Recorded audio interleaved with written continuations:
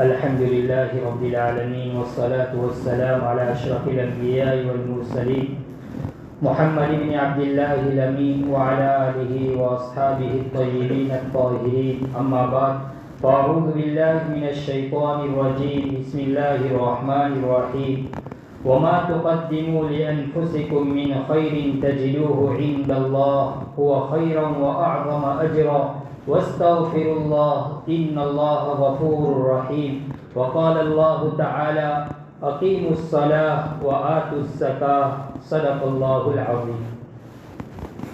محترم بزرگوں اور دوستوں، یہ دوسرا عشرہ مغفرت کا چل رہا ہے، اور عشرہ مغفرت میں باری تعالیٰ کی عطا و کرم اور آپ کی بخشش اور فیاضی کی صفت یہ احساس دلا رہی ہے، یعنی اس وقت بارگاہ خداوندی سے رحمتوں اور برکتوں کا نزول ہو رہا ہے کہ جس سے اللہ تبارک و تعالیٰ اپنے بندوں کو گناہوں سے پاک اور صاف بنا رہا ہے، اور بہت سارے بندے اللہ تبارک و تعالیٰ کے جو رحمتوں اور برکتوں کے اس نزول اور اس رحمت کو سمیٹ لینے میں ایڑی چوٹی کا زور لگا رہے ہیں اور کچھ ہیلے اور اسباب اختیار کر رہے ہیں۔ میرے بھائیو، اس وقت ہمارے معاشرے میں یہ عام رواج ہے کہ لوگ رمضان المبارک میں اپنی زکوٰۃ ادا کرتے ہیں اور یہ سمجھتے ہیں کہ رمضان المبارک میں زکوٰۃ ادا کرنا ایک بہت زیادہ اجر و ثواب کا باعث ہے، اور رمضان المبارک میں زکوٰۃ ادا کرنے سے زیادہ اجر و ثواب حاصل ہوتا ہے۔ یقیناً اس میں کوئی شک نہیں ہے، اور زکوٰۃ اسلام کے بنیادی رکنوں میں سے ایک اہم رکن ہے۔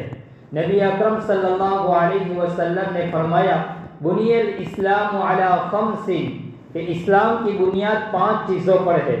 شہادت ان لا الہ الا اللہ، اس بات کی گواہی دینا کہ اللہ کے سوا کوئی معبود نہیں، وَأَنَّ مُحَمَّدَ رَسُولُ اللَّهِ، اور محمد صلی اللہ علیہ وسلم اللہ کے رسول ہے، وَإِقَامِ الصَّلَاةِ، نماز قائم کرنا، وَإِيتَاءِ الزَّكَاةِ، زکوٰۃ ادا کرنا، وَصَوْمِ رمضان، رمضان المبارک کا روزہ رکھنا، وَحَجِّ الْبَيْتِ إِنِ اسْتَطَاعَ إِلَيْهِ سَبِيلًا، اور بیت اللہ کا حج کرنا اگر استطاعت ہو۔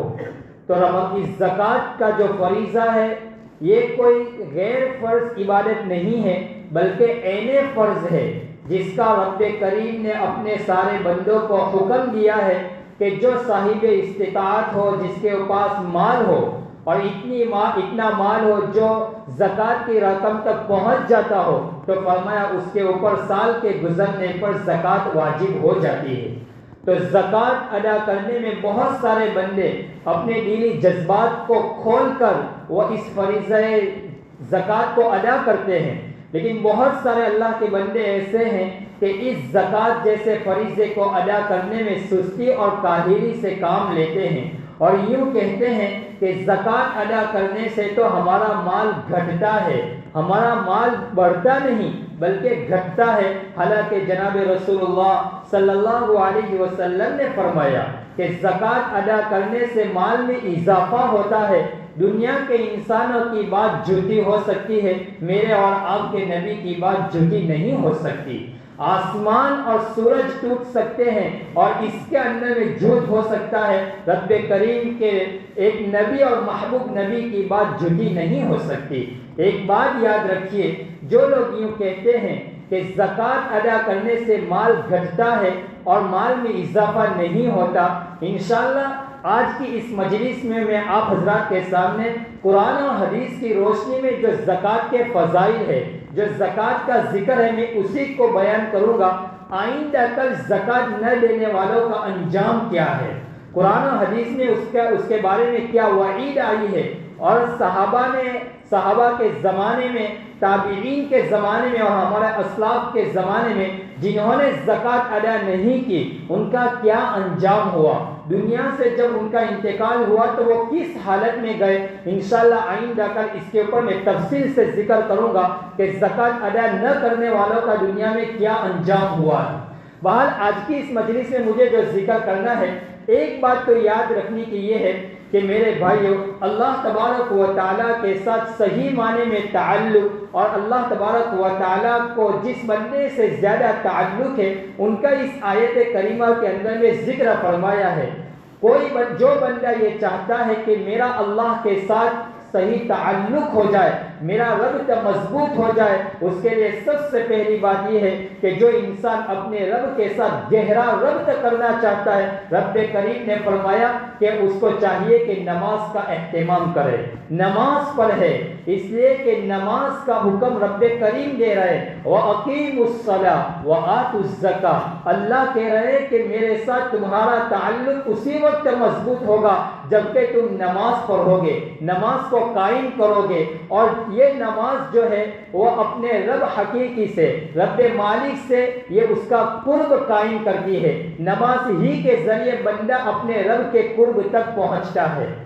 نماز یہ آنکھوں کی ٹھنڈک ہے، اور دوسری چیز وہ ہے کہ اللہ کے مخلوق کے ساتھ گہرا تعلق قائم کیا جائے، اور اس کے لیے اللہ تعالیٰ نے زکوٰۃ کو فرض کیا ہے کہ زکوٰۃ جب آپ غریبوں کو، مسکینوں کو دیں گے تو یہی زکوٰۃ انسانوں کے درمیان یہ ہمدردی اور محبت کا ذریعہ بنے گی۔ تو یہ دو چیز ہے، ایک نماز اور ایک زکوٰۃ، ان دونوں کے ذریعے اللہ کا حقیقی معنی میں قرب حاصل ہوگا اور اللہ کے ساتھ گہرا ربط اور تعلق ہوگا۔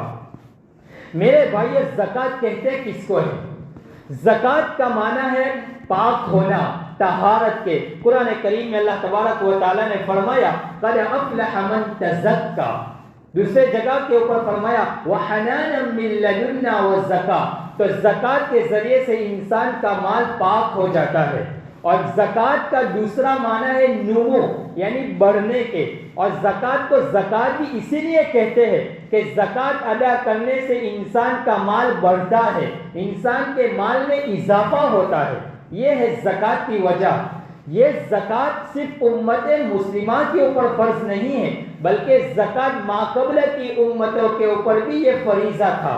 قرآن کریم جب ہم اٹھاتے ہیں اور ہم دیکھتے ہیں اور اب پڑھتے ہیں کہ اکثر جگہ کے اوپر قرآن کریم میں اقیموا الصلاۃ کے بعد وآتوا الزکاۃ کا ذکر آتا ہے کہ نماز قائم کرو اور زکوٰۃ ادا کرو۔ بنی اسرائیل کے جہاں جہاں بنی اسرائیل کا ذکر ہے وہاں رب کریم یہی فرما رہے ہیں کہ نماز قائم کیجئے اور ساتھ میں آپ کیا ادا کیجئے؟ زکوٰۃ بھی ادا کر لیجئے۔ جہاں حضرت اسماعیل علیہ السلام کا ذکر آتا ہے وہاں فرمایا وَاذْكُرْ فِي الْكِتَابِ اسماعیل، اے میرے محبوب آپ اسماعیل کے تذکرے کو یاد کیجئے۔ إِنَّهُ كَانَ صَادِقَ الْوَعْدِ وَكَانَ رَسُولًا نَبِيًّا، وہ نبی، وہ میرا بندہ، وہ میرا نبی، وہ وعدوں میں بڑا سچا تھا، وہ ایک رسول اور ایک نبی تھے۔ وَكَانَ أَهْلَهُ بِالصَّلَاةِ وَالزَّكَاةِ، اور وہ اپنے لوگوں کو نماز کا حکم دیتے تھے، وَالزَّكَاةِ، اور زکوٰۃ کا حکم دیتے تھے، وَكَانَ عِندَ رَبِّهِ مَرْضِيًّا، اور وہ اپنے رب کے نزدیک پسندیدہ تھے۔ اس سے پتہ چلا کہ نماز قائم کرنے والا اور زکوٰۃ ادا کرنے والا اللہ کا پسندیدہ بندہ بن جاتا ہے۔ قرآن کریم کے اندر میں سورہ مریم میں حضرت عیسیٰ علیہ نبی علیہ السلام فرماتے ہیں کہ اللہ تعالیٰ نے مجھے مرتے دم تک دو باتوں کی وصیت کی ہے، وَأَوْصَانِي بِالصَّلَاةِ وَالزَّكَاةِ مَا دُمْتُ حَيًّا، فرمایا میں جب تک زندہ رہوں رب کریم نے مجھے دو باتوں کا حکم دیا کہ نماز قائم کرو، وَالزَّكَاةِ، اور زکوٰۃ ادا کرتے رہو۔ تو قرآن کریم میں پہلی ماقبلہ کی امتوں کے اندر میں بھی اس فریضہ زکوٰۃ کو ادا کرنے کا حکم دیا ہے۔ یہ اور بات ہے کہ ماقبلہ کی امتوں میں یہ زکوٰۃ کا جو فریضہ تھا وہ بھی اجمال تھا، لیکن امت محمدیہ میں ہجرت کے بعد یہ زکوٰۃ کا فریضہ بالتفصیل بیان کیا گیا اور زکوٰۃ کے فریضے کو بیان کیا گیا۔ میرے بھائیو، قرآن کریم میں جناب رسول اللہ صلی اللہ علیہ وسلم کو بھی حکم دیا کہ محمد آپ حکم دیجئے کہ کیا ادا کریں؟ اقیموا الصلاۃ، نماز قائم کریں، وآتوا الزکاۃ، اور زکوٰۃ ادا کریں۔ قرآن کریم کے دوسرے مواقع کے اوپر فرمایا خذ من اموالہم صدقۃ تطہرھم وتزکیہم بہا وصلی علیہم، اے محمد آپ ان سے مال لے لیجئے، خذ من اموالہم، آپ ان کے پاس سے مال لیجئے، वतुज़क्कीहिम, और आप इन्हें पाक कीजिए और इनका तज़किया कीजिए, और फरमाया वतुसल्ली अलैहिम, और इनके लिए दुआ कर दीजिए। देखिए इस आयत करीमा के अंदर में भी अल्लाह ताला अपने महबूब से फरमा रहे खुद मिन अमवालिहिम सदक़तन तुतहिरुहुम वतुज़क्कीहिम बिहा वसल्ली अलैहिम इन्न सलातक सकनुल लहुम। मेरे भाइयों, और भी बहुत सारी जगहों के ऊपर है, एक मौके के ऊपर अल्लाह ने फिर फरमाया फ़इनताबुस्सलाता फ़इनताबु व अक़ामुस्सलाता, अगर ये तौबा कर ले और नमाज कायम करे वआतुज़्ज़का, और ज़कात अदा करे फ़खल्लू सबीलहुम, तो आप इनके रास्ते को छोड़ दो। तो कुरान करीम के बहुत सारे मौके के ऊपर ज़कात का जिक्र किया गया है, लिहाजा इससे आप अंदाज़ा लगाइए कि ज़कात का फरीज़ा कितना अहम है और कितना मोहतम और कितने अहमियत के हामिल है। इसलिए इस फरीज़ा ज़कात को अदा करने में किसी किस्म की कोताही और लापरवाही नहीं करनी चाहिए। जो इंसान ज़कात अदा किए बगैर दुनिया से रुखसत हो जाता है, उसके बारे में कुरान करीम में कितने संगीन अल्फाज इस्तेमाल किए गए। वल्लज़ीना यकनीज़ून अज़्ज़हब वल्फ़िज़्ज़ता वला युनफ़िक़ूनहा फ़ी सबीलिल्लाह, कि वो लोग जो खजानों को जमा करते हैं, मालों को जमा करते हैं, वला युनफ़िक़ूनहा फ़ी सबीलिल्लाह, और अल्लाह के रास्ते में खर्च नहीं करते। मोहम्मद फबश्शिरहुम बिअज़ाबिन अलीम, आप इन्हें दर्दनाक अज़ाब की खुशखबरी सुना दीजिए। यौम युहमा अलैहा फी नारि जहन्नम फतुक्वा बिहा जिबाहुहुम व जुनूबुहुम व ज़ुहूरुहुम, फरमाया कयामत के दिन इनके पेशानी को दागा जाएगा, इनके पहलू को दागा जाएगा और इनकी पुष्ट को दागा जाएगा। तो इस आयत करीमा में रब्बे करीम ने 3 चीज़ों को बड़े एहतिमाम से बयान किया कि ज़कात न देने वालों को कयामत के दिन इनकी पेशानी को दागा जाएगा। सबसे पहले पेशानी को क्यों दागा जाएगा? इसलिए कि जब कोई गरीब, कोई मिस्कीन दरवाजे पर आता है तो आपके पेशानी के ऊपर सबसे पहले बल पड़ता है। ज़कात न देने वालों की पेशानी पर सबसे पहले बल पड़ता है। गोया पेशानी से वो बतलाता है कि मुझे तेरा ये मांगना मुझे खुश नहीं करता, मुझे ये पसंदीदा नहीं है। उसके बाद वो अपने पहलू बताता है, गोया वो करवट लेता है और पहलू बताता है उसको ज़कात न देने पर, तो उसके नंबर 2 के ऊपर रब्बे करीम उसके पहलू को दागेंगे। उसके बाद वो पुष्ट बताकर घर में चला जाता है तो अल्लाह तीसरे नंबर पर उसके पुष्ट को दागेंगे कि तू ही मेरे बंदे को पुष्ट दिखा रहा था। तो कयामत के दिन ज़कात न देने वालों के लिए इतनी सख्त वाइद है, इंशाअल्लाह उसके ऊपर मैं आइंदा कल बयान करूंगा। बाहर जो लोग ज़कात अदा करते हैं, कुरान करीम के और मौके के ऊपर अल्लाह तबारक व तआला ने फरमाया अलिफ लाम मीम ज़ालिकल किताबु ला रैब फीह हुदल लिल मुत्तकीन, कि अल्लाह के कुछ बंदे वो ऐसे जो हिदायत याफ्ता, जो मुत्तकी है। फरमाया मुत्तकी लोग कौन है? अल्लज़ीना युमिनून बिल गैब, जो गैब की बातों पर ईमान रखते हैं, व युकीमूनस सलाह, नमाज कायम करते हैं, व युतुज़ ज़का, और फरमाते ज़कात अदा करते हैं। ऐसे तो ज़कात के बेशुमार कुरान और हदीस में इसके फज़ाइल जिक्र किया है। बहरहाल ज़कात की एक फजीलत ये है कि ज़कात देने से इंसान का ईमान मुकम्मल होता है। ज़कात देने से ईमान मुकम्मल होता है। आप अलैहिस्सलातु वस्सलाम ने फरमाया कि तुम्हारा इस्लाम का पूरा होना यह है कि तुम अपने मालों की ज़कात अदा करो। नंबर 2, ज़कात देने वाले पर रब्बे करीम अपने रहमत की बारिश निछावर करते हैं। फरमाते कुरान करीम में सूरह आराफ में व रहमती वसीअत कुल्ल शै, मेरी रहमत हर चीज़ के घेरे में लिए हुए हैं। फसअक्तुबुहा लिल्लज़ीना यत्तकून व युतून ज़काता, देखिए यहाँ ज़कात का जिक्र किया। फरमाया अन करीब मेरी रहमत उन लोगों के ऊपर भी होगी जो नमाज कायम करते हैं और फरमाते ज़कात अदा करते हैं। कुरान करीम के तीसरे मौके के ऊपर अल्लाह तबारक व तआला फरमाते हैं, कुरान ज़कात की तीसरी फजीलत कि ज़कात देने से तक़वा हासिल होता है। कुरान पाक में फरमाया इसी पहले ही पारे में हुदल लिल मुत्तकीन, कि ज़कात देने से इंसान मुत्तकी बन जाता है। अल्लाह तबारक व तआला मुत्तकीन की फहरिस्त में इसका शुमार कर देते हैं। नंबर 4, زکات دینے والا انسان کامیاب ہو جاتا ہے۔ قرآن کریم میں 18ویں پارے کے شروع میں جو چند آیتیں ہیں، قد افلح المؤمنون، اللہ فرماتے ہیں مومنین کامیاب ہو گئے۔ کون مومنین کامیاب ہو گئے؟ فرمایا الذین فی صلاتہم خاشعون، جو نماز میں خشوع و خضوع کرتے ہیں، والذین هم عن اللغو معرضون والذین هم للزکاة فاعلون، جو لوگ زکات ادا کرتے ہیں، رب کریم نے ان لوگوں کو فرمایا کہ ایک کامیاب مومنین میں سے ہے۔ نمبر 5، زکات ادا کرنے والے کی اللہ تعالیٰ مدد کرتے ہیں۔ وَلَيَنْصُرَنَّ اللَّهُ مَن يَنْصُرُهُ إِنَّ اللَّهَ لَقَوِيٌّ عَزِيزٌ الذين إن مكناهم في الأرض أقاموا الصلاة وآتوا الزكاة، جو لوگ نماز قائم کرتے ہیں، زکات ادا کرتے ہیں، اللہ تبارک و تعالیٰ اپنی زمین کے اوپر انہیں قابض فرما دیتے ہیں، انہیں متمکن کر دیتے ہیں۔ تو یہ ہے۔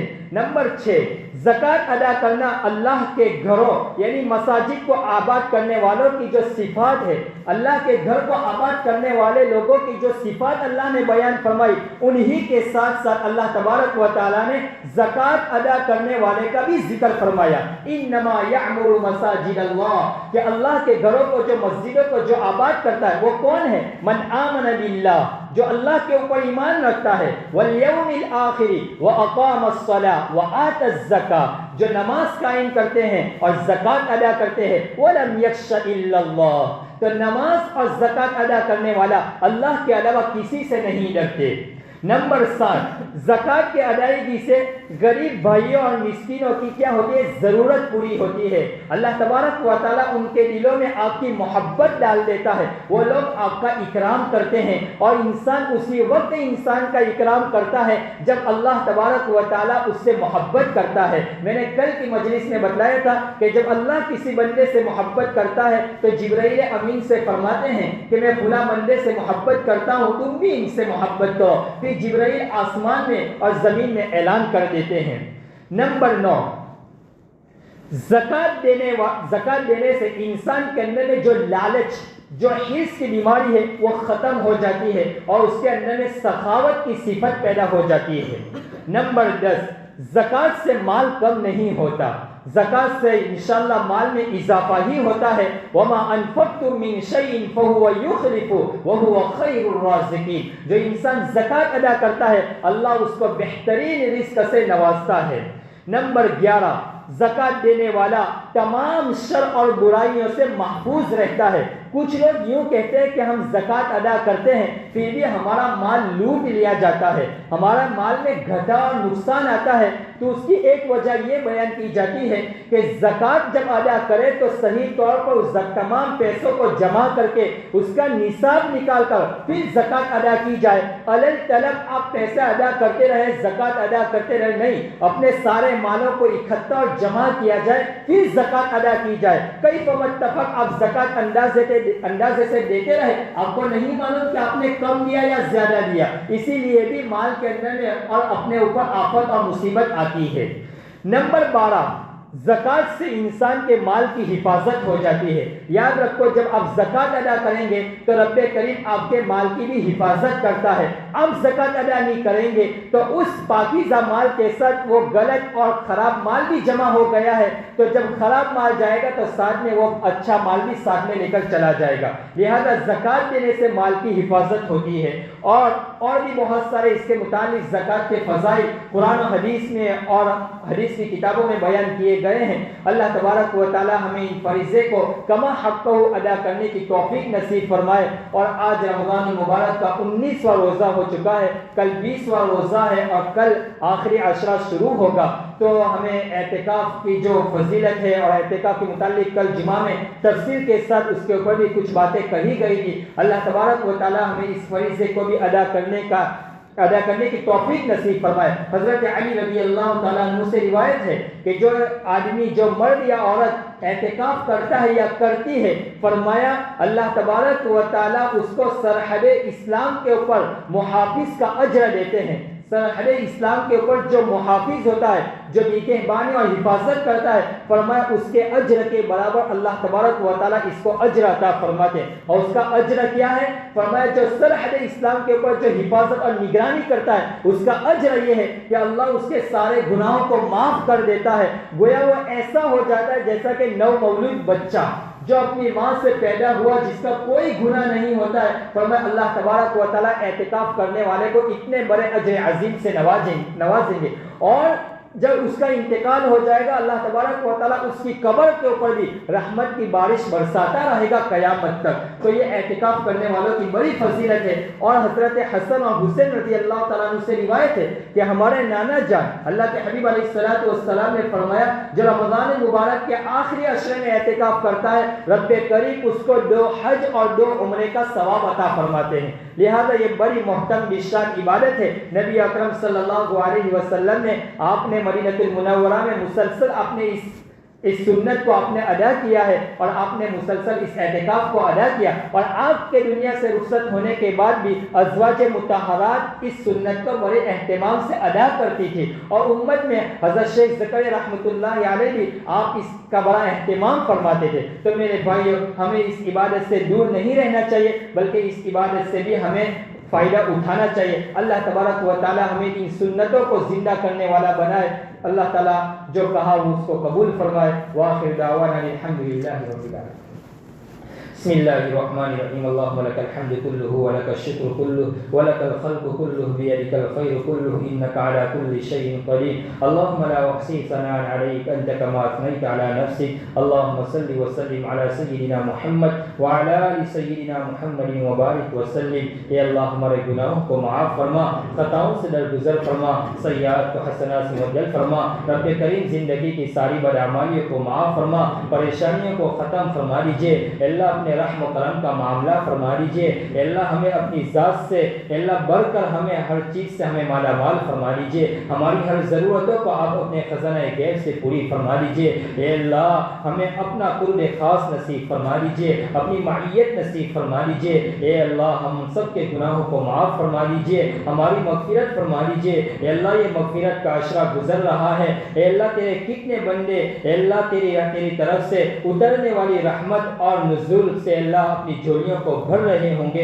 اے اللہ تیری رحمت سے اے اللہ وہ لطف اندوز ہو رہے ہیں۔ رب کریم ہمیں بھی اپنی رحمت سے مایوس نہ فرما۔ اے اللہ ہماری جھولیوں کو بھر دیجیے، ہم سب کی کامل مکمل مغفرت فرما۔ اے اللہ یہ تیرے جتنے بندے بیٹھے ہیں سب کو قبول فرما لیجیے۔ اے اللہ سب کو قبول فرما لیجیے، سب کی مغفرت فرما لیجیے۔ اے اللہ امت میں جو پریشان ہے سب کی پریشانیوں کو ختم فرما لیجیے، جو بیمار ہے سب کو شفاء کلیہ نصیب فرما لیجیے۔ اے اللہ مسجد اقصی کی حفاظت فرما، حرمین شریفین کی حفاظت فرما۔ اے اللہ غزہ اور فلسطین اور ملک شام کے مظلومین مظلوم مسلمانوں کی مدد فرما۔ اے اللہ جو کھانا لے کر پہنچے ہیں، جو ترکے جا رہی ہے اور روکے رکھیے، اللہ آپ ان کا انتظام فرما دیجیے اور ان کو اپنے بندوں تک پہنچا دیجیے۔ اللہ جو رکاوٹیں ہیں اس رکاوٹوں کو ختم فرما دیجیے۔ اللہ ان ظالمین کو آپ ہدایت دے دیجیے، اگر ہدایت نہیں لکھیے میرے رب ان کو ختم فرما دیجیے۔ اپنی پاک زمین کو ان کے ناپاک وجود سے ختم کر دیجیے۔ اے اللہ ان کے ناپاک وجود سے اپنی پاک زمین کو پاک کر دیجیے۔ اے پیارے اللہ امت کو اپنے سے وابستہ فرما دیجیے۔ اے اللہ میرے نبی کے لائے ہوئے طریقے کے ساتھ جوڑ دیجیے، قرآن و حدیث کے ساتھ جوڑ دیجیے۔ آقا صلی اللہ علیہ وسلم کی سنتوں کے مطابق زندگی گزارنے والے بنا دیجیے۔ اے پیارے اللہ ہم سب کو نیک بنا، صالح بنا، متقی بنا، پرہیزگار بنا، قابلیت اور قبولیت عطا فرما۔ اللہ دین کا داعی اور دین کا شیدائی بنا۔ اے اللہ ہمارے ذریعے اشاعت اسلام فرما دیجیے، ہمیں اشاعت اسلام کے لیے قبول فرما لیجیے۔ اے اللہ یہ تیرے جتنے بندے یہاں بیٹھے ہیں سب کو قبول فرما لیجیے، سب کو قبول فرما لیجیے۔ اے اللہ تمام مرحومین کی مغفرت فرما دیجیے، سب کی قبروں کو نور سے منور فرما دیجیے۔ اے اللہ ہمارے آبا و اجداد جن کے وسیلے سے ہمیں ایمان ملا ہے، رب کریم ان سب کی کامل مکمل مغفرت فرما دیجیے، ان کی قبروں کو نور سے منور فرما۔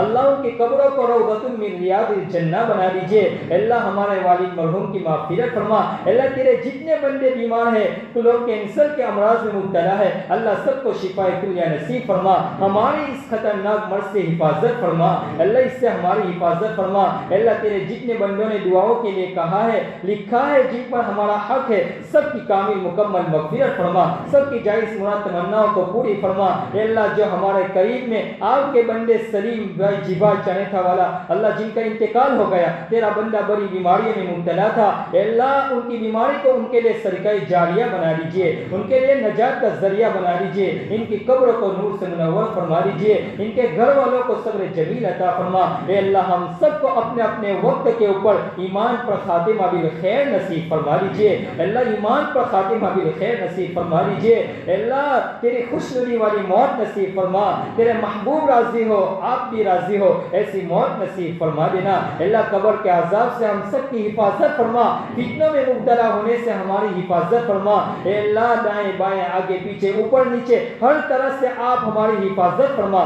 تمام شرور و فتن سے آپ ہماری حفاظت فرما۔ اے اللہ آخری عشرہ باقی رہ گیا، میرے مولا ہمیں خوب عبادت کرنے کی توفیق نصیب فرما، ہمیں اعمال صالحہ کی خوب توفیق نصیب فرما۔ اے اللہ اپنا قرب خاص نصیب فرما۔ اے اللہ ہمیں ایسا بنا دے جیسا آپ ہمیں دیکھنا چاہتے ہیں، ہمیں ایسا بنا دیجئے۔ اے اللہ مرتے دم تک شریعت و سنت کے مطابق زندگی گزارنے والے بنا۔ اے اللہ جو مانگا ہوا عطا فرما۔